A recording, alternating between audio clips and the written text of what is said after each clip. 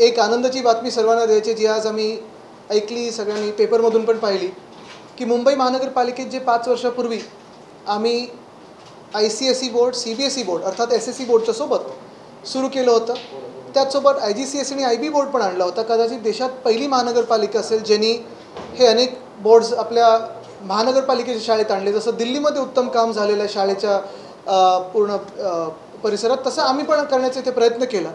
आणि 2011 पासून virtual classroom असेल, टॅब्स असतील, सगळं करत असताना बातमी अशी आहे की 5 वर्षांनंतर आता आमची पहिली बॅच मुंबई महानगरपालिकेची ही CBSE आणि ICSEच्या परीक्षेला बसणार आहे.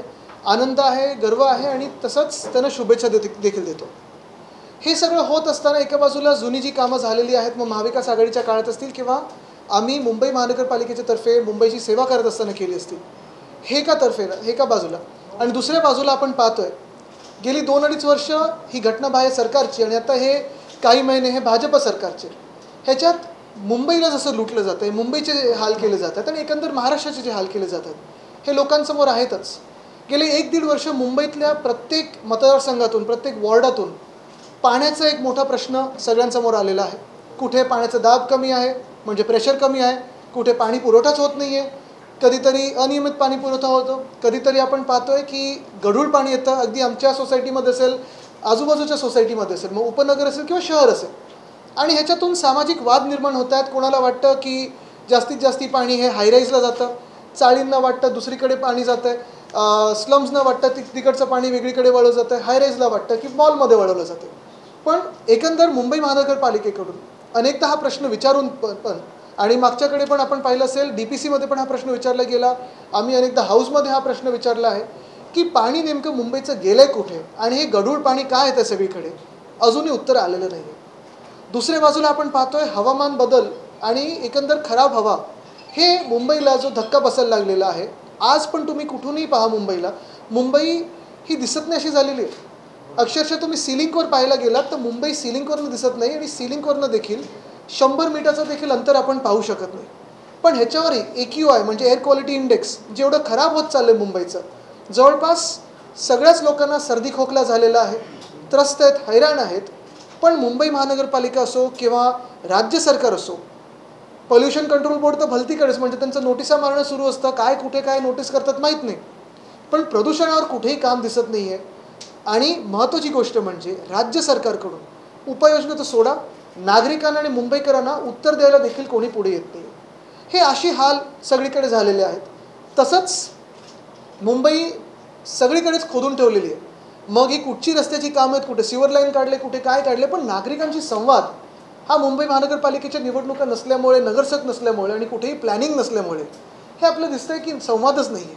आणि हे सगळं होत असताना ईस्ट इंडिया कंपनी 75 वर्षापूर्वी, 100 वर्षापूर्वी, पण अदानी समूह जे मुंबई गिळायला निघालेला आहे, हाच अदानी समूहाला जेवढ्या काही सवलती हे भाजप सरकार देत आहे. आम्हाला असं कळण्यात येत आहे की मुंबईकरांवर जेव्हा आता केंद्राचं बजेट अर्थसंकल्प मांडला जाईल आणि आत्ता राज्याचा अर्थसंकल्प मांडला जाईल, मुंबईकरांवर एक वेगळा कर येणार आहे, तो म्हणजे अदानी कर. आपण जे कर भरतो त्याचा फायदा हा अदानीला होत आहे. एकंदर आपण पाहिलं तर धारावी पुनर्विकास प्रकल्प जो आहे, पुनर्विकासाला कोणालाही विरोध नाही, पण प्रत्येक धारावीकर हा पात्र ठरला पाहिजे, त्याला घर मिळालं पाहिजे, त्याला चांगलं मोठं घर मिळालं पाहिजे, तिथेच उद्योगधंद्याचं एक साधन असायला पाहिजे, जे मायक्रो इंडस्ट्रीज आहेत तिथे ते असायला पाहिजे, तिथे आपलं फायनान्शियल सेंटर असायला पाहिजे. ही विजन घेऊन आम्ही पुनर्विकास हा तिकडचा धारावीचा मांडत होतो, लोकांसमोर पण आणला होता. निवडणुकाचं जिंकलो असतो तर अर्थात आम्ही पुन्हा एकदा टेंडरला गेलो असतो. पण आता अदानीचं सरकार आलेलं आहे, अदानी समूहाचं सरकार आलेलं आहे, भाजप सरकार म्हणजेच अदानी समूहाचं सरकार. आणि हे आल्यानंतर जे कुठचेही आमदार आधी खोटं बोलत होते, भाजपचे असतील, मिंदेंचे असतील, की मदर डेअरीचा प्लॉट हा आम्ही रद्द करून पुन्हा एकदा तिथे गार्डन बनवू, ही बातमी परवाकडे चाललेली आहे की धारावी पुनर्विकासासाठी बाजारभावापेक्षा 10 पट कमी दराने कुर्ला मदर डेअरीचा प्लॉट दिला जात आहे. ही परवाची बातमी आहे. अशीच आज अजून एक धक्कादायक बातमी आली, ती म्हणजे state to BMC clear Deonar waste for Dharavi project. आपल्याला आठवत असेल मुलुंडमध्ये तिकडचे स्थानिक भाजपच्या आमदारांनी खोटं बोलले होते की आम्ही मुलुंडमधले जे PTC आहेत आणि PAP आहेत ते रद्द करू. सरकार येऊन त्यांचे आता 3-4 महिने झाले, कुठेही रद्द झालं नाही आहे. कुर्ल्यामधले बोलले होते मिंदेंचे आमदार की आम्ही तिथे मदर डेअरीचा प्लॉट हा अदानीला देणार नाही. सरकार येऊन त्यांचे 3-4 महिने झालेले आहेत. 10 कमी बाजारभावात त्यांनी दिलेला आहे. आणि तसंच आपल्याला आठवत असेल काही महिन्यांपूर्वी मुंबई महानगरपालिकेकडून देवनारचं डम्पिंग ग्राउंड हे घेतलं होतं आणि दिलं होतं धारावी रिडेव्हलपमेंट प्रोजेक्टला. म्हणजे कचऱ्याच्या ढिगावर धारावीतल्या लोकांना नेऊन बसवणार असं अदानींनी ठरवलं होतं. त्यावेळी देखील मुंबई महानगरपालिकेने विरोध केला होता. मुंबई महानगरपालिकेचा विरोध ह्याचसाठी होता की आमचं डम्पिंग ग्राउंड जर गेलं तर मुंबईचा कचरा जाणार तरी कुठे, लँडफिल असायला पाहिजे. डम्पिंग ग्राउंड नसलं तरी लँडफिल असायला पाहिजे. पण त्यावेळी विरोध केल्यानंतर देखील जे घटनाबाह्य मुख्यमंत्री होते, अर्थात अदानी त्यांचे मालक होते, त्यांनी अदानीची सेवा करत असताना तो प्लॉट दिला अदानीला. आज कळण्यात येत आहे की मुंबई महानगरपालिकेला राज्य सरकारने आदेश दिलेले आहेत की तो प्लॉट परत घ्या. 2-2.5 कोटी 3,000 कोटी जेवढेही लागतील, लेगसी वेस्ट जो असतो म्हणजे कचरा आत्तापर्यंत जो जमा झाला आहे त्याच्यावर खर्च करा, बायोमायनिंग करा आणि मग तो प्लॉट साफ स्वच्छ करून अदानीला द्या. खरं तसं पाहायला गेलं तर मुलुंडमध्ये आपण पाहतोय तिथे तर आज लोक रस्त्यावर उतरलेलेच आहेत. अजून 1-2 ठिकाणी जिथे असे डम्पिंग ग्राउंड होते, जसं आपल्याला आठवत असेल गोराईचं डम्पिंग ग्राउंड होतं, ते आमचं महापालिकेत सत्ता असताना आम्ही ते बायोमायनिंग करून बंद केलं डम्पिंग ग्राउंड आणि तिथे चांगलं एक उद्यान केलं. तसंच हे देवनारचं झालं असतं, तिथे देखील लोकांचं ते उद्यान होऊ शकलं असतं. पण ते न करता सगळ्या जमिनी ह्या अदानीच्या घशात घालायच्या. जणू काही मुंबई आता पूर्ण ईस्ट इंडिया कंपनी नाही, आता नवीन कंपनी कुठची तर अदानी कंपनी ह्यांना देऊन टाकायची. मग सगळ्या प्लॉट्स असतील अदानीला, रेक्लेमेशनचा प्लॉट अदानीला, कुठचंही नवीन टेंडर असेल अदानीला, पाण्याचं असेल अदानीला, विजेचं असेल अदानीला, सगळं काही अदानीला द्यायचं. हा अदानी कर नवीन काय नक्की म्हणजे FSI त्यांच्याकडून घ्यायचा, TDI त्यांच्याकडून घ्यायचा. अदानी धारावीच्या प्रीमियम जे 7,500 कोटी आहेत ते मुंबई महानगरपालिकेला भरणार नाही. आणि आता जे आपण मुंबई महानगरपालिकेला कर भरतो म्हणजे 7,500 कोटी ते गेलेच, त्याच्यातून हे 2,500 कोटी आपल्या करातून हे देतील पूर्ण स्वच्छ करून अदानीला. खरं तर हे 2,500 कोटी आहेत ते तुम्ही आमच्या मुंबई महानगरपालिकेच्या सेवेकऱ्यांना देऊ शकता, BSCला देऊ शकता ज्याला गरज आहे आज 2,500 कोटीची. अनेक गोष्टी आहेत. म्हणजे आम्ही काल परवाकडे पाहिलं प्रस्ताव पाण्याचे दरवाढीचे आहेत, आपण पाहतोय BSCच्या दरवाढीचे प्रस्ताव आलेले आहेत, प्रॉपर्टी टॅक्सच्या दरवाढीचे प्रस्ताव आले आहेत. म्हणजे जो काही बोजा आहे, जो काही लोड आहे तो मुंबईकर आणि जी काही जमीन आहे ती अदानी. हा कुठचा न्याय भाजपने आणलेला आहे. आणि ह्याच्यातच जर मुंबईकर आक्रोश करत रोषातून उतरले रस्त्यावर तर ह्याला जबाबदार पूर्णपणे भाजप आणि त्यांचे खरे मालक म्हणजे अदानी हे ठरतील.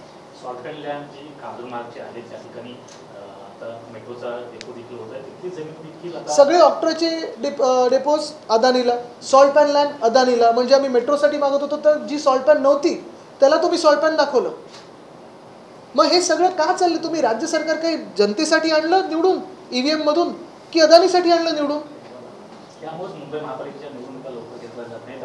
कदाचित असेल सुद्धा, असेल सुद्धा. रचना आणि निर्णय हा तत्कालीन शिंदे सरकारने रद्द केला, त्यामुळे कुठेतरी निवडणुका लांबल्या. बघा हे ना निवडणुका घ्यायचंच नाहीत, कारण निवडणुका घेतल्या तर हे असे निर्णय घेऊ शकणार नाहीत. आम्ही ह्याला तर नाकारलंच असतं. पण मुद्दा हाच येतो ना की हे जे सरकार निवडलं गेलं आहे EVM मधून असेल, जे काही त्यांनी गफले केले त्याच्यातून असेल, जे बहुमत तुम्हाला मिळालं आहे तर तुम्ही अदानीसाठी मिळवले की जनतेसाठी मिळवले हे तरी सांगा आम्हाला. म्हणजे मुंबईकरांना काही आवाजच नाही का? मुंबईकरांना तुम्ही 1 इंच जागा घेऊन दाखवा. कितीची SRAचे प्रोजेक्ट्स रखडलेत कितीतरी. आता आम्ही जो मध्ये प्रस्ताव आणला होता जो हाऊसमध्ये मुख्यमंत्री महोदयांनी मान्य पण केलं की collector land to freehold land करायला तुम्ही 1% आणा, ते 5% ठेवतात. अजून 1% आलं नाही आहे, तेही अजून मान्य झालं नाही. निवडणुकीच्या तोंडावर मान्य होईल. पण हे सगळं मुंबईकरांना कुठेही सवलत नाही. मुंबईकरांचा प्रॉपर्टी टॅक्स भाजप वाढवणार, मुंबईकरांचा पाण्याचा दर भाजप वाढवणार, लाडक्या बहिणींना अजून इन्स्टॉलमेंट सुरू झालेत की नाही पण 2100चे सुरू झाले नाही आहेत. म्हणजे ज्या काही सरकारी योजना आधी ते दाखवत होते ही सगळी फसवणूक होती. गुंतवणूक कुठची तर अदानीची इमोशनल गुंतवणूक ह्याच्यात झालेली. तुम्ही काल आयुक्तांची भेट घेतली, ठेवी संदर्भात काही माहिती दिली आहे का? कारण नाही, मी त्यांना तर ते विचारलंच नाही. कारण महत्त्वाची गोष्ट हीच आहे, आपण पाहत आहे ठेवी ज्या होत्या आमच्या वेळी अर्थसंकल्पात प्रत्येक पैसा रुपया आम्ही दाखवायचो आणि प्रत्येक प्रोजेक्टच्या अगेन्स्ट असायचं. आता ठेवी सगळे अदानीच्याच बँकेत चालल्यात.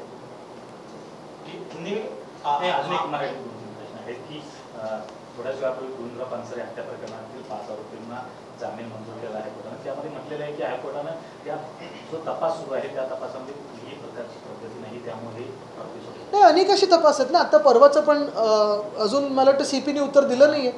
म्हणजे हे गोविंदराव पानसरे हत्याकांड जसं आहे तसं परवाच सगळीकडे एक मोठं हे झालं की आता बांगलादेशी घुसलेत आणि हमला करत आहेत. मग पोलीस कमिशनरने आम्हाला सांगावं ना की गेल्या 10 वर्षांमध्ये किती बांगलादेशी घुसलेत, किती आयडेंटिफाय झालेत, किती काढले गेलेत.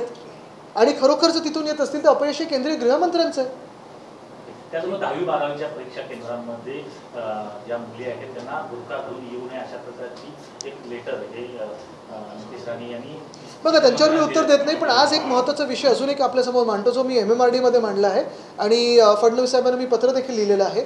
हेच आहे की आत्ता आम्ही ऐकलं की एल्फिन्स्टनचा ब्रिज या फेब्रुवारीच्या पहिल्या आठवड्यात पाडला जाणार आहे किंवा बंद केलं जाणार आहे. मी त्यांना विनंती केली आहे की ठीक आहे, तो आम्ही वरळी शिवडी कनेक्टरसाठी पाठपुरावा करत आहोत, गती मिळालीच पाहिजे. आज पण आम्ही रिव्ह्यू घेतला, पण एल्फिन्स्टनचा ब्रिज जो आहे तो महत्त्वाचा आहे आत्ता कनेक्टर. आणि आत्ता सायनचा ब्रिज बंद आहे. गोखले पुलाचं तर काय मोठं चौकशी करू, असं करू, अमुक करू, पुढे गोखले ब्रिजचं जो नावच नाही घेतलं भाजपाने, त्यांच्याच कॉन्ट्रॅक्टरनी केलेलं आहे. पण असो, ते जरी असलं तरी आत्ता एल्फिन्स्टनचा ब्रिज बंद करू नये, परीक्षा झाल्यानंतर बंद कराव्या, कारण मुलांना मुलींना कुठेही गैरसोय होऊ नये. तुमच्याकडे जेव्हा अध्यक्षपद होतं त्यावेळेला ड्रेस कोड नव्हता, मात्र आता ड्रेस कोड नाही, ठीक आहे, काही काही ठिकाणी एक बेसिक ड्रेस कोड आपण समजू शकतो, पण त्याचं अतिरिक्त पण होऊ नये. त्यांनी जर बेसिक ड्रेस कोड लावला असेल तर ठीक आहे, ते बघू आता काय केलं त्यांनी नक्की. कॉलेजमधल्या ज्या निवडणुका आहेत त्या होणं गरजेचं आहे, कारण पहिलं महानगरपालिकेचं तर घ्या. पालिका निवडणुकीच्या पार्श्वभूमीवर काही संघटनेत बदल करणार आहात का? जसे कुर्ल्यामध्ये विभाग प्रमुख पद नाहीये. बघा, आता पहिलं तर आज अदानीबद्दल बोलूया, मग बाकीच्या विषयांबद्दल बोलूया. हे चॅनल दाखवते का अजून लाईव्ह? कोणाच आहे? महापालिका निवडणुकीवरून प्रश्न उपस्थित करत आहात, मात्र राज्यामध्ये अजूनही राजकीय प्रश्न असा आहे की विरोधी पक्ष नेता नेमकं महापालिकेच्या निवडणुकीबद्दल त्यांना बोलू द्या. तुमच्याकडे विरोधी पक्ष नेता आम्ही विरोध करत नाहीत का जिथे विरोध करायची गरज आहे का? तुम्हाला विरोधी पक्ष नेता स्वतःकडे ठेवायचं. बघा, एक तुम्हाला सांगतो, आज जे महत्त्वाचे विषय या राज्यात आहेत, मग ते बीडचा आक्रोश असो, परभणीचं असो, ह्या सगळ्यांवर विरोधी पक्ष म्हणून आम्ही सगळेच महाविकास आघाडी म्हणून रस्त्यावर उतरलेलो आहोत. आणि मुख्य गोष्ट हीच आहे की लोकांचं ऐकायचंच नाही असं राज्य सरकारने ठरवलं आहे का, हे देखील त्यांनी एकदा सांगावं. आम्हाला अजूनही आशा आहे, अपेक्षा आहे मुख्यमंत्र्यांकडून की ज्यांनी हाऊसमध्ये सांगितलं की आम्ही विरोधी पक्षांसोबत काम करू महाराष्ट्राच्या हितासाठी. काही आम्ही चांगले सजेशन देत असू, आम्हाला सांगा बरं आहे, चुकीचं, वाईट आहे, सांगा, स्पष्टपणे सांगा. अजूनही राजीनामा देत नाहीत, नैतिकता म्हणून त्यांना प्रोटेक्शन कोणाचं आहे? मंत्रिमंडळात कुठच्या हे प्रोटेक्शन आहे? आणि आमच्याकडे असे जेव्हा आरोप झाले होते तेव्हा उद्धव साहेबांनी जेव्हा आरोप झाले तेव्हा त्यांना काढून टाकलं होतं. 2,500 करोड़ का आप आरोप लगा रहे हैं, टैक्स नया मुंबई करोड़ का रहेगा, क्या पूरा मामला है, क्यों आप इसे? एक मुंबईकर होने के नाते मुझे यही दर्द है कि मुंबई की आवाज़ आज इस राज्य सरकार में सुनाई नहीं देती है, कोई सुनने के लिए तैयार नहीं है. अगर आप देखें तो रास्तों के बुरे हाल है, हर जगह खोद के रखा है, हर जगह डिगिंग चल रही है, कभी सीवर लाइन के लिए हो, कभी कुछ और इसलिए हो. रास्ते के काम जो होते हैं, जैसे कल ही मैंने सुना जो आरे में रोड हुआ है उसे वापस करने को कहा है क्योंकि कॉन्ट्रैक्टर ने बहुत ख़राब तरीके से रोड किया है. अगर हमारे समय ये होता था तो हमने उनको कंप्लेन की, कार्रवाई की और अरेस्ट भी करके दिखाया था, ब्लैकलिस्ट भी करके दिखाया था. लेकिन यही एक सरकार है भाजपा की कि कोस्टल रोड में कभी क्रैक आते हैं, कभी किसी हाईवे पे आते हैं, कभी आरे के रोड में आते हैं, लेकिन कॉन्ट्रैक्टर अपनी मस्ती में है, सरकार अपनी धुन में है, त्रस्त है, हैरान है तो मुंबईकर है. और यही हाल आज मुंबईकर के हुए. अगर आप देखें तो मुंबई में हवामान, एयर क्वालिटी बहुत ही ख़राब होते जा रही है, लेकिन ना सरकार से कोई कार्रवाई है, ना कोई जवाब आ रहा है, ना कोई बात सुनने के लिए सामने आ रहा है. MPCB क्या कर रही है किसी को पता नहीं, एनवायरनमेंट डिपार्टमेंट क्या कर रहा है किसी को पता नहीं, CM साहब के ऑफिस से कोई भी इस पर बयान देने के लिए तैयार नहीं कि AQI इतना ख़राब क्यों हो रहा है मुंबई में. किसी को मुंबई के बारे में इस राज्य सरकार में पड़ी ही नहीं है. और ये होते हुए मैं यही सवाल पूछना चाहता हूँ कि जो भारी संख्या में आप जीत हासिल की है आपने, फिर वो EVM की जीत हो या जो भी हो, जो भी जुगाड़ आपने किए हो, वो जनता की सेवा के लिए किए हैं या अदानी जी की सेवा के लिए किए हैं. अदानी जी ये कोई इंडिविजुअल टारगेट नहीं है हमारा, लेकिन जो भी कंपनी मुंबई को खाना चाहती है, मुंबई की जो ज़मीन है वो पूरे अपने हिस्से में करना चाहती है, जैसे ईस्ट इंडिया कंपनी थी वैसे ही है, उससे भी ख़राब शायद कंपनी हो. हमने विरोध किया था वो अदानी समूह को धारावी के नाम पे मुंबई अपने हिस्से में करने के लिए. अगर आप देखें तो धारावी रीडेवलपमेंट को किसी का विरोध नहीं है, लेकिन हमारी यही मांग है कि हर एक धारावीकर को अपने हक का घर मिले, अच्छा घर मिले, उनके जो व्यवसाय है, पारंपरिक व्यवसाय है, वो चलते रहे, वहाँ फाइनेंशियल सेंटर भी आए.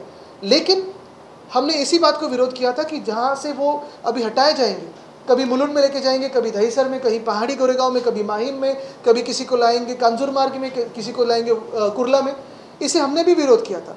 और तब झूठ बोलने वाले भाजपा और मिंदे गुट के लोग थे जिन्होंने कहा था कि मुलुंड की PTC हो, प्रोजेक्ट ट्रांजिट कैंप हो, या फिर कुर्ला के मदर डेयरी का प्लॉट हो, यहाँ धारावी से लोग नहीं आएंगे. एक तो धारावी के लोगों को वहाँ जाना भी नहीं है, उनको वहीं रिहैबिलिटेशन चाहिए, और इनको भी ये नहीं चाहिए कि कोई किसी को बिना पूछे हुए किसी गार्डन का प्लॉट हो या ओपन प्लॉट हो वहाँ बिल्डिंग बनाए.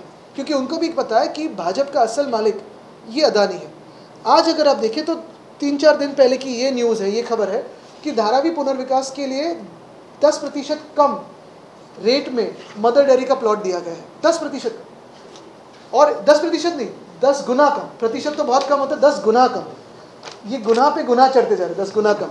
और आज ये खबर आई है कि देवनार का जो डंपिंग ग्राउंड था उसे बीएमसी का विरोध होते हुए भी डीआरपी को दिया गया, धारावी रीडेवलपमेंट प्रोजेक्ट को दिया गया। और आज स्टेट ने कहा है कि 3,000 करोड़ खर्चा कीजिए, इस पर क्लीन कीजिए, यानी ये पैसा मुंबई करों का है, ये कर हमारा है, ये इसी पैसे से क्लीन किया जाएगा और वापस धारावी अदानी को दिया जाएगा, ये देवनार डंप अदानी को दिया जाएगा। क्यों?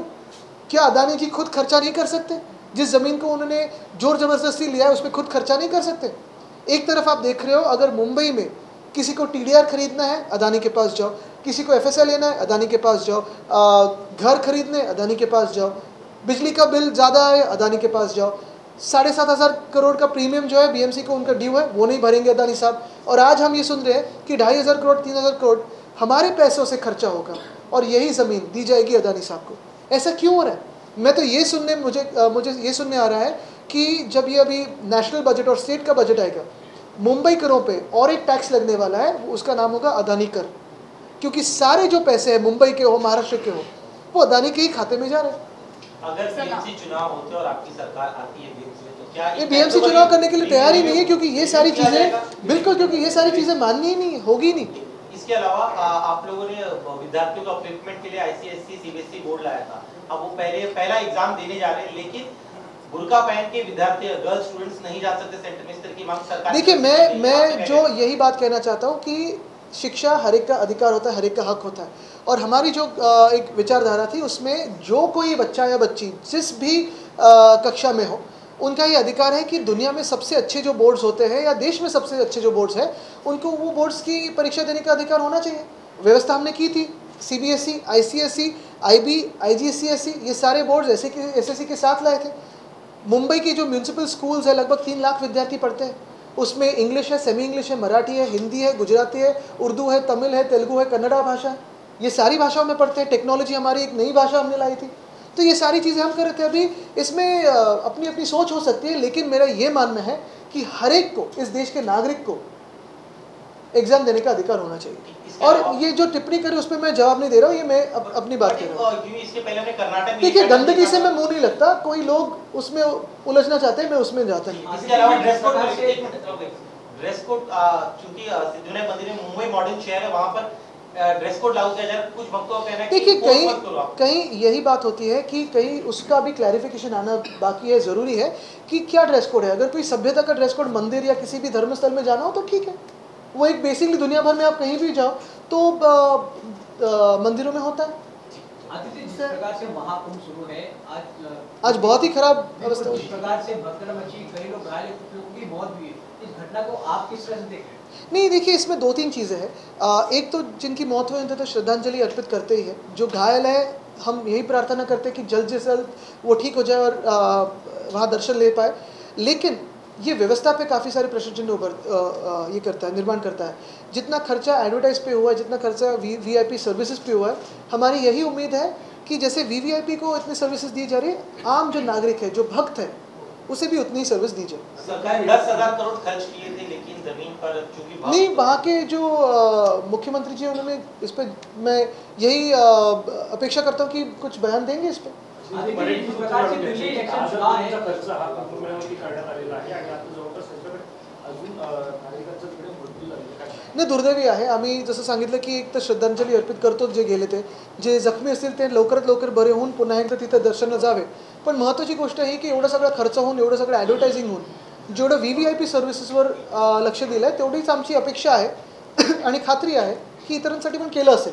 Sir, despite BMC opposing the decision to hand over Devnar dumping ground, it is now being handed over. How will Mahavikas Aghadi oppose this decision? I think Mumbaikars will eventually come out on the street despite any people trying to hold them back. If you see, Mumbai has been facing absolute injustice and a loot of its land and taxes at the hands of the Adani Group. be it the Dharavi redevelopment project, which under the garb of redevelopment is only looting lands in Mumbai, be it in Dharavi, be it in Mulund, be it in Kurla, be it in Ghatkopar, be it in Kanjurmarg, be it in Worli, be it in Mahim, be it wherever. The problem is not with redevelopment. The problem is with the loot of this land. Be it the exemption of paying premiums to the tune of almost 7,500 crores, or then this land in Kurla being given at 10 times less the cost of the mother dairy, or this Devna project. Now the point is, if you're spending 3,000 crores on biomining and giving it back to Adani Group, why can't the Adani Group spend it once it's with them? The Adani Group forcefully took it away from BMC despite BMC's objections a year ago. Now they're wanting Mumbaikars to spend on it and give the land back to them. Why should Mumbai suffer? And what I've heard is basically the finance minister in the center and in the state both are going to apply a new tax on Mumbai called Adani tax, because everything that we do is now linked to Adani. So the letter is written to education minister by one of the ministers of Maharashtra addressing. No, I don't want to go into that issue. What is more important for me right now is Adani group looting our city. Aditya, जिस प्रकार से Delhi election की बात करते हैं, कुछ ही दिन बचे हैं दिल्ली इलेक्शन को, तीनों पार्टियां, बीजेपी हो, कांग्रेस हो, आम आदमी पार्टी, तीनों पार्टियों में ताकत जोड़ती है। 5 दिन तो इलेक्शन है, किसको देख रहे हैं? मैं बयान दूंगा तो फिर आप ये चलाओगे कि नहीं? आपसे पूछा नहीं, अगर उस पर बात करूंगा तो आप ये चलाओगे कि नहीं, कि सिर्फ उसी पे फोकस? देखिए, दिल्ली में पिछले 10 सालों में जो लोगों को सेवाएं मिली है, जो उपलब्धियां मिली है, वो काफ़ी अहम है। वो फिर वो पानी की हो, बिजली की हो, क्लीन सरकार की हो। काफ़ी सारे आरोप करने की कोशिश की, जैसे हर एक विरोधी पक्ष पे होता है, लेकिन केजरीवाल जी ने दिखाया है कि एक अच्छी सरकार चलती कैसे। फिर वो उनके मोहल्ला क्लिनिक्स हो, उनकी शिक्षा की व्यवस्था हो, स्कूल्स हो, काफ़ी सारी चीज़ों पे अच्छी काम हुआ है। और अगर आप दिल्ली एक महत्वपूर्ण राज्य है, उसकी अगर बात करने जाए तो मुझे लगता है, और ये मेरी उम्मीद रहेगी, कि जिन्होंने काम किया है, जैसे आम आदमी पार्टी है, उनको ही जिताया जाएगा। ये हमारी उम्मीद है और ये विश्वास भी है। क्या आप लोग